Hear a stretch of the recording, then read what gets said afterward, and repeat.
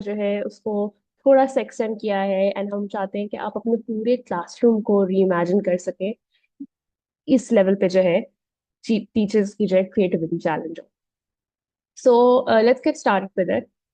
The goal of this challenge is that कि आप ये सोचें कि अगर कोई रूल्स नहीं होते कि कि क्लासरूम में बोर्ड होना चाहिए, टेबल्स ऐसे सेट होनी चाहिए, टेबल्स और चेयर्स होनी चाहिए, ये जो सारे रूल्स हैं, स्टैंडर्ड्स हैं एक क्लासरूम होने के, अगर वो रूल्स एग्जिस्ट नहीं करते तो आप अपना क्लासरूम कैसे डिजाइन करते हैं? आपके लिए वो स्पेस, एक क्लासरूम की स्पेस क्या होगी? आप ये सोचें कि किस तरीके से एक स्पेस ऐसी बन सकती है जहाँ पे बच्चे जो है एक दूसरे से कोलैबोरेट करें अपनी लर्निंग इंप्रूव करने के लिए। ऐसी स्पेस हो जहाँ पे क्रिटिकल थिंकिंग इंकरेज हो, प्रॉब्लम सॉल्विंग इंकरेज हो, जो की एस्पेक्ट्स है किसी भी एक अच्छी एजुकेशनल जर्नी के, वो किस तरीके से इस स्पेस, ये ऐसी स्पेस क्रिएट हो जो इसको असिस्ट करे। आपका इस साल जो कंपटीशन है, टीचर्स चैलेंज है, उसके अंदर आप लोग ने इस रीडिजाइन को एक प्लान के तौर पे पेश करना है, और ये प्लान एक एविडेंस बेस्ड प्लान होगा। सो ये काफी इंटरेस्टिंग होगा टीचर्स के लिए इस दफा, बिकॉज इसके अंदर हम चाहते हैं कि आप एक policy recommendation school education literacy department यानी एसईएलडी को जो है प्रेजेंट करें, जो वो आप बताएं उनको कि this is what you want in your classroom. आपके क्लासरूम में एज टीचर्स आप कहते हैं कि ये होना चाहिए, जो रूल्स एग्जिस्ट करते थे पुराने उनके अलावा ये होना चाहिए। सो this is the idea. So I hope कि इस चैलेंज के थ्रू आपको एक मौका मिले अपने बारे में, अपने क्लासरूम के बारे में सोचने में, एंड अपनी पढ़ाई आप जिस तरीके से लीड करते हैं उसके बारे में सोचने में। सो सबसे पहले जो है आपने अपने, सो अगेन इस दफा भी जो है लाइक प्रीवियस ईयर, आपके जो है ग्रुप के अंदर 3 टीचर्स होने चाहिए। एंड आप जब वो अपना ग्रुप बनाएंगे तो आपने उनको सबसे पहले जो है आप जो है डिस्कशन के लिए बैठेंगे। उस डिस्कशन में आप जो है ये फॉलोइंग चीजें कंसिडर करेंगे कि पहली बात ये कि क्लासरूम एनवायरनमेंट किस तरीके से लर्निंग को इम्पैक्ट करता है, कि क्लासरूम का साइज, क्लासरूम में कितने टेबल्स हैं, चेयर्स हैं, लाइट कहाँ लगी हुई है, टेबल कहाँ रखा हुआ है, बोर्ड कहाँ प्लेस हुआ हुआ है, ये जो इन्वायरमेंट है वो किस तरीके से जो है लर्निंग को, स्टूडेंट की लर्निंग को इम्पैक्ट करता है, आप ये सोचेंगे। फिर आप सोचें कि जो डिफरेंट फिजिकल एस्पेक्ट्स हैं जैसे मैंने मेंशन किया, seating arrangement, interactive spaces classroom के अंदर जहाँ पे स्टूडेंट टीचर से इंटरैक्ट कर सके, एक दूसरे से इंटरैक्ट कर सके, परहैप्स क्लासरूम के अंदर जो लर्निंग मटेरियल है उससे इंटरैक्ट कर सके। हम वॉल्स को किस तरीके से स्टूडेंट्स की क्रिएटिविटी के लिए इस्तेमाल कर सकते हैं, हम लो कॉस्ट लर्निंग एड्स किस तरीके से इस्तेमाल कर सकते हैं, वो हो ना हो वो किस तरीके से जो है यूटिलाइज हो सकते हैं। अच्छा, टीचर्स जो है ना इसके ऊपर हमारी स्लाइड्स के ऊपर एनोटेट कर रहे हैं, आई वुड प्लीज अगर आप लोग जो है ना करें तो बेहतर होगा, हमारे लिए भी डिस्ट्रैक्टिंग है और दूसरे टीचर्स के लिए भी डिस्ट्रैक्टिंग है। अच्छा, फिर आपके दरवाजे और खिड़कियां हैं वो किस तरीके से, उनकी प्लेसमेंट किस तरीके से इंटरैक्ट इस किस तरीके से जो है क्लासरूम की लर्निंग को इम्पैक्ट करती है। एंड इसको इस तरीके से भी सोचें कि अगर आप क्लास में हो ही ना, क्लास की जगह कहीं और हो, तो किस तरीके से जो है लर्निंग इम्पैक्ट होगी। तो ये सब चीजें जो है कंसिडर करें।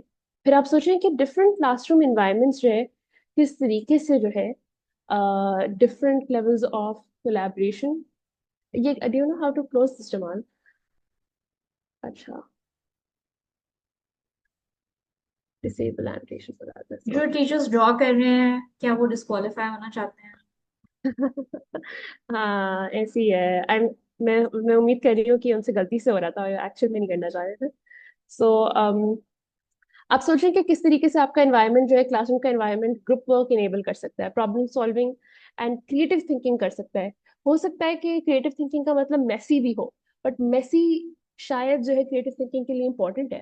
तो क्या वो किस तरीके से encourage किया जा सकता है?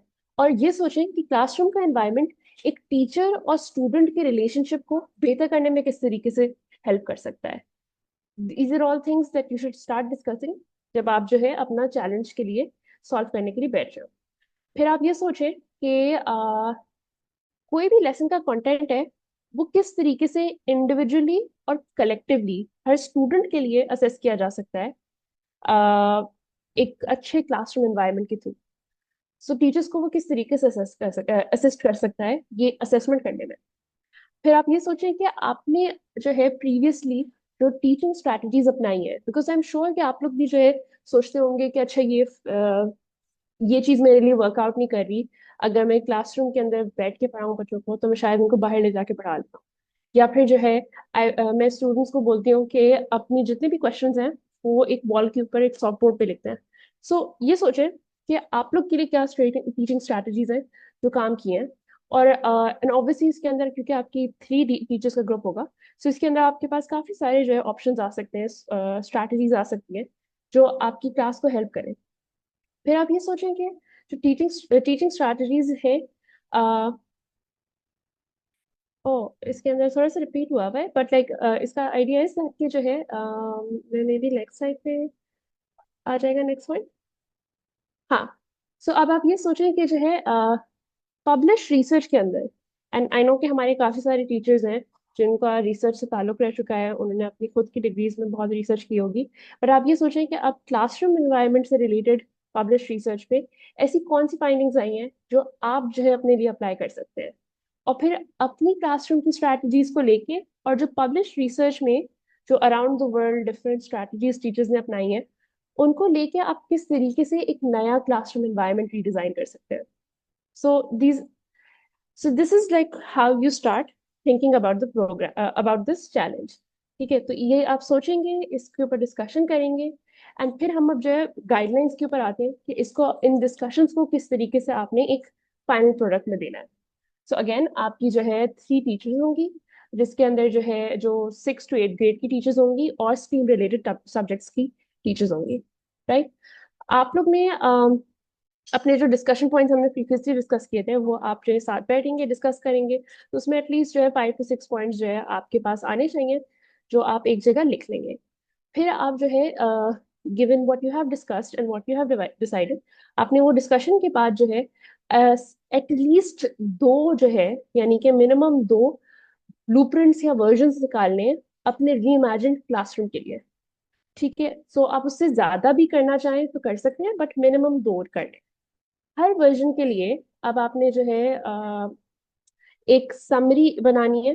ठीक है, उसके अंदर आप बताएंगे कि वो आपकी जो रीडिजाइन है वो क्या है, आप क्या चीज अपने क्लासरूम के बारे में चेंज करना चाह रहे हैं। उसके अंदर आप स्केचेस इंक्लूड कर सकते हैं, ड्राइंग्स इंक्लूड कर सकते हैं, आप मैप्स बना सकते हैं, फ्लो चार्ट्स बना सकते हैं, एंड जो भी चीजें रिक्वायर्ड है इस री इमेजिनेशन के लिए वो लिस्ट डाउन कर सकते हैं। एंड ऑफ कोर्स हमारा हमेशा से ये मकसद रहा है कि हम low cost no cost environment के लिए काम करें, तो हम उसी चीज पे फोकस करेंगे। जो भी रिसोर्सेज आप इस्तेमाल करें या करना चाहते हैं वो उसकी जो है क्राइटेरिया यही होगा कि वो लो कॉस्ट हो या नो कॉस्ट।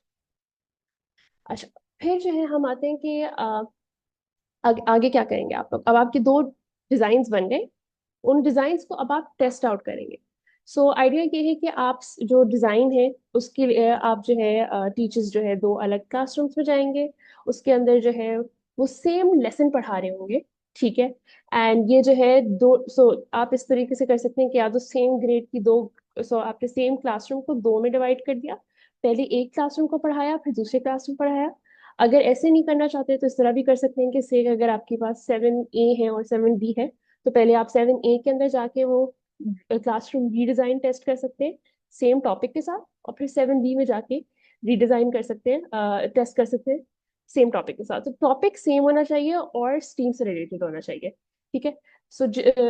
फिर आपने जो है अच्छा ये जरूर मेक श्योर करें कि जो आप जो भी टॉपिक ले रहे हैं, फॉर इंस्टेंस अगर आप जो है सर्किट्स पढ़ाना चाह रहे हैं बच्चों को, तो सर्किट्स जो है आप जो है ये इस बात जरूर मेंशन करें कि ये लेसन है जो हम इस रीडिजाइन के दौरान जो है हम ये वाला लेसन टेस्ट आउट कर रहे होंगे, सो ये वाला लेसन एग्जैक्टली चूज कर रहे होंगे।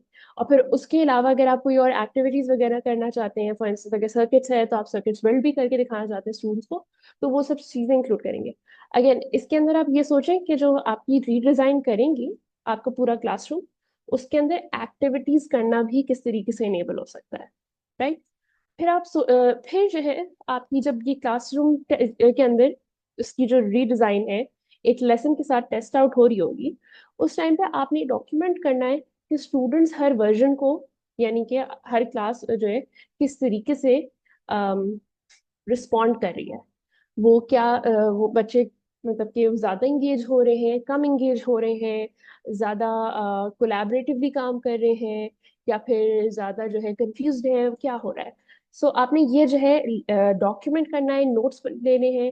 एंड फिर आपने जो है अच्छा ये चीज जो है, एक तो आपने स्टूडेंट्स के पर्सपेक्टिव से भी इसको डॉक्यूमेंट करना है कि वो कैसे फील कर रहे हैं ड्यूरिंग दिस क्लास। लेकिन दूसरा ये भी आपने देखना है कि टीचर खुद पढ़ाने में उनको कितनी आसानी हो रही है, राइट। अब ये जो है हमने और जो है डिटेल के अंदर अपने उसमें भी गाइडलाइन पैक में भी डाला हुआ है ये सारे स्टेप्स। तो आप यहाँ वहां पे भी जरूर देखिएगा। फिर आपने जो है साथ में टीम ने बैठ के उन नोट्स के साथ एनालाइज करना है कि किस तरीके से आप जो है पूरा टीम जो है क्या कहते हैं, आपको क्या लगा कि कौन सा वर्जन बेहतर काम किया था। एंड हो सकता है कि आपको जो है दोनों वर्जन्स में से कोई ज्यादा पसंद नहीं आए लाइक अल्टीमेटली, बट आप कहें कि पहले वर्जन में से हम ये दो चीजें ले सकते हैं और दूसरे वर्जन में से हम ये दो चीजें ले सकते हैं, और एक नया जो है वर्जन बन जाए। तो आपने इस एक्सपेरिमेंट के थ्रू रिकग्नाइज करना है, ये समझना है कि आपकी क्लासरूम का ऐसा क्या कौन से एस्पेक्ट है जिसको रीडिजाइन करना चाहिए, एंड उसको एक प्रोविंशियल सतह पे हम किस तरीके से एक पॉलिसी रिकमेंडेशन के तौर पे प्रेजेंट कर सकते हैं। एंड हम नहीं चाहते कि आप पूरी पॉलिसी रिकमेंडेशन का डॉक्यूमेंट वगैरह बताएं। आप बस दो लफ्जों में बयान करें, दो सेंटेंसेस में बयान करें कि हम चाहते हैं कि हमारी क्लासरूम में ये चेंज हो और ये चेंज हो। And addressing to the SELD, कि SELD को ये दो चीजें चेंज करनी चाहिए। Here I do mention the poster presentation requirement. बिल्कुल, इट्स राइट ओवर हियर। आप लोग ने ये जो चीज, सो ऑब्वियसली ये जो सारी आप टेस्टिंग आउट कर रहे होंगे, आइडिया बना रहे होंगे, आपको अल्टीमेटली जजिंग के लिए इसको एक 3 मिनट की पोस्टर प्रेजेंटेशन में इंक्लूड करना है, राइट। इसको इसके अंदर आपने ये जो पॉइंट्स हमने लिस्ट डाउन किए हुए हैं, अगेन ये गाइडलाइंस पैक के अंदर भी मौजूद है, यहाँ पे भी लिस्ट हुए हुए हैं, ये सारे पॉइंट्स आपने उस 3 मिनट की पोस्टर प्रेजेंटेशन के अंदर एड्रेस करना है। कि आपकी दो वर्जन्स री इमेजिन क्लासरूम के क्या थे, ये तो उससे ज्यादा भी हो सकते हैं, लेकिन मिनिमम तो होंगे। फिर आपका थॉट प्रोसेस क्या था जिसकी वजह से आपने ये दो वर्जन डिजाइन किए। तो इसके अंदर आप ये बता रहे होंगे कि अगर आपने अपनी खुद की टीचिंग स्ट्रैटेजी से कोई चीज अपनाई है, और या फिर आपने कोई पब्लिश रिसर्च के थ्रू चीज अपनाई है, एस्पेक्ट अपनाया है, तो वो दोनों चीजें आप मेंशन कर रहे होंगे। ठीक है। फिर आपने कौन सा लेसन या टॉपिक इस्तेमाल किया है जिसके थ्रू आपने ये टेस्ट कैरी आउट किया है। ठीक है, अगेन टॉपिक स्टीम रिलेटेड होना चाहिए। फिर जो टेस्टिंग एनवायरनमेंट है उसमें कितने बच्चे थे, कौन से जेंडर के बच्चे थे, कौन सी क्लास थी, किस दिन में, कौन से पीरियड में, किस दिन को आपने ये टेस्ट आउट किया था, ये सब चीजें मेंशन होंगी। अच्छा, अगेन ये जो सारी मैंने चीजें अभी बोली हैं आपको स्लाइड में नहीं नजर आएंगी, लेकिन ये गाइडलाइंस पैक के अंदर मौजूद है। ठीक है, तो वहां से आप जरूर देखिएगा। अच्छा, फिर आपने जो टास्क डिवीजन है ग्रुप मेंबर्स के दरमियान, सो फॉर इंस्टेंस, क्योंकि अगर आप जो है एक क्लासरूम में एक टीचर जो है लेसन डिलीवर कर रही होगी, एक हो सकता है नोट टेकिंग करे, एक जो है तस्वीरें खींचे। So it's up to you, मैंने आपको सिर्फ एग्जांपल दिया है। अब आप अपने हिसाब से जिस तरीके से डिवीजन करना चाहते हैं ग्रुप मेंबर्स की क्या क्या कंट्रीब्यूशन थी, 3 टीचर्स हैं जो ग्रुप के अंदर हैं, उनकी क्या क्या कंट्रीब्यूशन है इस चैलेंज के अंदर, वो मेंशन जरूर होनी चाहिए। फिर आप ये बताएंगे कि आपका जो प्रपोज सोल्यूशन है री इमेजिन्ड क्लासरूम के लिए, वो उसमें से कौन सा वर्जन बेहतर था, या फिर आप जो है दोनों वर्जन्स का कोई कॉम्बिनेशन बता रहे हैं, तो वो आप बताएंगे। और फिर जो अब हमने कहा है कि 1 to 2 long, 2 sentences long policy recommendation होगी, वो आपने जो है ना लिखनी है। एंड मेक श्योर करें कि वो जो भी पॉलिसी रिकमेंडेशन हो वो आपके एक्सपेरिमेंट से रिलेटेड हो। ये ना हो कि आपने एक्सपेरिमेंट जो किए वो डिफरेंट था और फिर आप एंड में जो है बिल्कुल ही डिफरेंट जो है पॉलिसी रिकमेंडेशन दे रहे हैं, जिसमें आप कह रहे हैं कि क्लासरूम में जो है ना ऑडियो विजुअल का इक्विपमेंट होना चाहिए और समथिंग लाइक दैट, जो लो रिसोर्स भी नहीं है और आपकी खुद के एक्सपेरिमेंट से भी रिलेटेड नहीं है।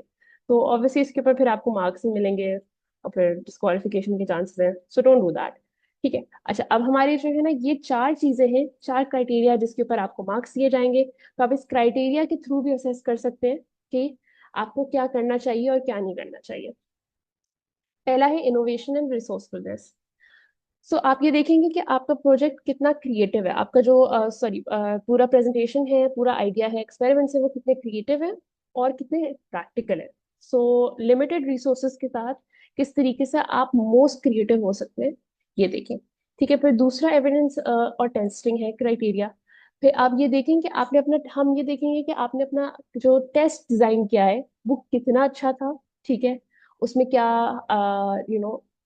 क्या चीजें आपने कंसिडर की हैं, और कैसा जनरेट हो, जो एविडेंस जनरेट हो रहा है वो कितना अच्छा है आपके कंक्लूजन को सपोर्ट करने के लिए कि ये करना चाहिए क्लास में। ठीक है, फिर थर्ड है कि इम्पैक्ट ऑन लर्निंग क्या है। सो आपका जो रीडिजाइन है उसकी वजह से क्या इम्पैक्ट होगा लर्निंग के ऊपर। अच्छा, और ये आपने जरूर मेंशन करना है कि आपने जो अपने टेस्ट के अंदर आपने इम्प्रूवमेंट देखी है वो क्या थी, और इसमें स्टूडेंट एंगेजमेंट और स्टूडेंट कोलैबोरेशन के ऊपर बात होगी।